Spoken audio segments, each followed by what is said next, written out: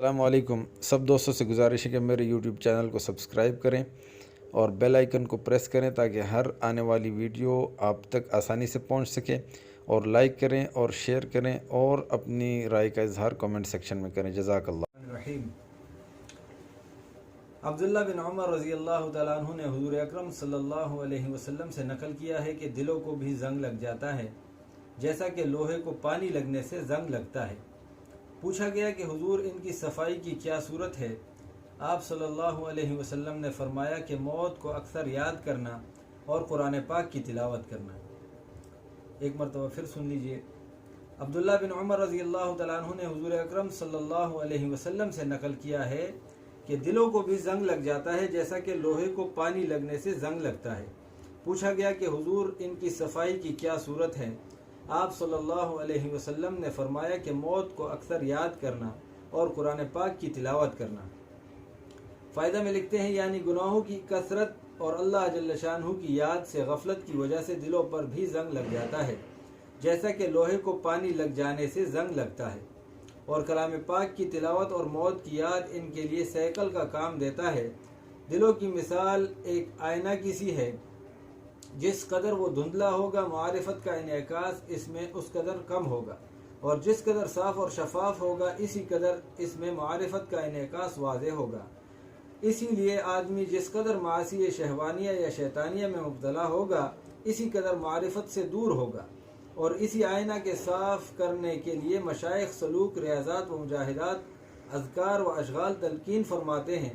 احادیث میں وارد ہوا ہے کہ جب بندہ گناہ کرتا ہے تو ایک سیاہ نقطہ اس کے قلب پر پڑ جاتا ہے، اگر وہ سچی توبہ کر لیتا ہے تو وہ نقطہ زائل ہو جاتا ہے، اور اگر وہ دوسرا گناہ کر لیتا ہے تو دوسرا نقطہ پیدا ہو جاتا ہے۔ اسی طرح سے اگر گناہوں میں بڑھتا رہتا ہے تو شدہ شدہ ان نقطوں کی کثرت سے دل بالکل سیاہ ہو جاتا ہے، پھر اس قلب میں خیر کی رغبت ہی نہیں رہتی بلکہ شر ہی کی طرف مائل ہوتا ہے۔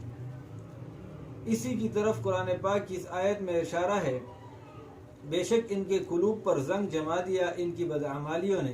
ایک حدیث میں آتا ہے کہ حضور صلی اللہ علیہ وسلم نے ارشاد فرمایا کہ دو واعظ چھوڑتا ہوں، ایک بولنے والا دوسرا خاموش۔ بولنے والا قرآن شریف ہے اور خاموش موت کی یاد۔ حضور صلی اللہ علیہ وسلم کا ارشاد سر آنکھوں پر، مگر واعظ تو اس کے لیے ہو جو نصیحت قبول کرے، نصیحت کی ضرورت سمجھے۔ جہاں سرے سے دین ہی بیکار ہو، ترقی کی راہ میں مانے ہو، وہاں نصیحت کی ضرورت کسے اور نصیحت کرے گی کیا؟ حسن بصری رحمۃ اللہ علیہ کہتے ہیں کہ پہلے لوگ قرآن شریف کو اللہ کا فرمان سمجھتے تھے، رات بھر اس میں غور و تدبر کرتے تھے اور دن کو اس پر عمل کرتے تھے، اور تم لوگ اس کے حروف اور زیر و زبر تو بہت درست کرتے ہو مگر اس کو فرمان شاہی نہیں سمجھتے، اس میں غور و تدبر نہیں کرتے۔ بس میرے بھائیو دوستو، اللہ جل جلالہ نے میری آپ کی اور قیامت تک آنے والے ہر انسان کی دنیا اور آخرت کی پوری کامیابی جو ہے وہ دین میں رکھی ہے۔ اور دین کیا ہے؟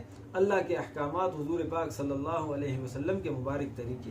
اب اللہ کے احکامات اور نبی علیہ الصلوۃ والسلام کے مبارک طریقے یہ میری آپ کی اور سارے دنیا کے سارے انسانوں کی زندگی میں آ جائے اور ہم سب جہنم کی آگ سے بچ کر جنت میں جانے والے بن جائیں، تو اس کے لیے یہ محنت ہے۔ اللہ جل جلالہ نے حضور پاک صلی اللہ علیہ وسلم کو آخری نبی بنایا، اور ختم نبوت کے صدقے یہ کام اللہ جل جلالہ نے اس امت کے ہر فرد کے ذمہ لگایا۔ جس نے بھی کلمہ پڑھا ہے لا الہ الا اللہ محمد الرسول اللہ، وہ اس کام کو کرنے والا ہے۔